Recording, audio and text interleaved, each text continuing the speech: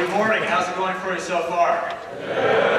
Welcome belatedly to the best civics training and government training program in America, right here at Evergreen Boys State. You're at the best program you can be at.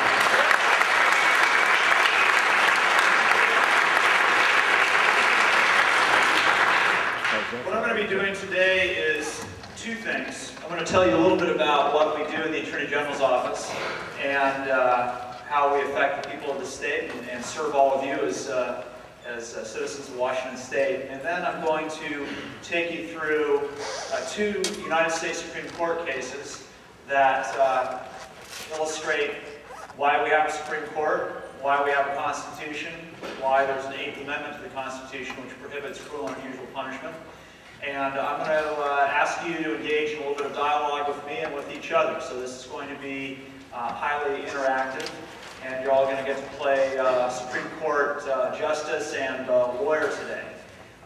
Our role at the Attorney General's office is very straightforward. We do three things. Number one, we uphold and defend the laws and Constitution of Washington State. So if a state law is challenged in court as being unconstitutional or is otherwise challenged, we defend that law.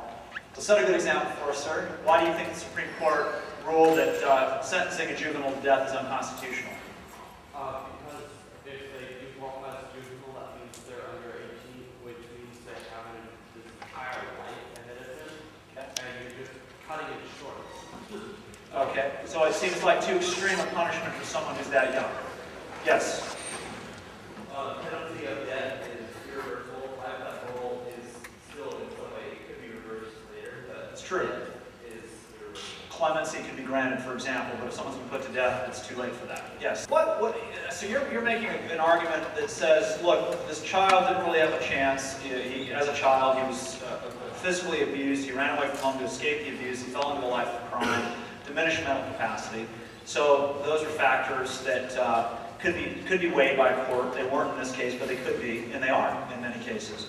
But if regardless of the reasons that he adopted the criminal lifestyle, if the court found that he was going to commit another crime if he was let out, regardless of why he got to be that way, if he is just wired now in a way that causes him to act criminally and violently, should that matter to the judge and their decision?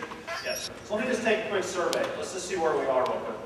How many of you believe that the sentence for Sullivan should be struck down? Sullivan being the one who was 13 years old, suffered abuse, etc. But how many of you think that Sullivan's life without sentence should be struck down as cruel and unusual? Okay. And I'll assume those of you who aren't raising your hand that disagree. That's fine. I won't ask you to raise your hand. But now let me ask you about Graham, Terrence Graham. How many of you think that a 17-year-old, that his sentence should be struck down as cruel and unusual? Okay? So what we see is more sympathy, if you can call it sympathy, for Sullivan than for Graham because of the underlying facts. It'll be interesting to see if the Supreme Court reaches the same conclusion or not. Whether his age, whether Sullivan's age and his mental status and his upbringing influence their decision or not. But can you see a possibility they'll draw a line between the two?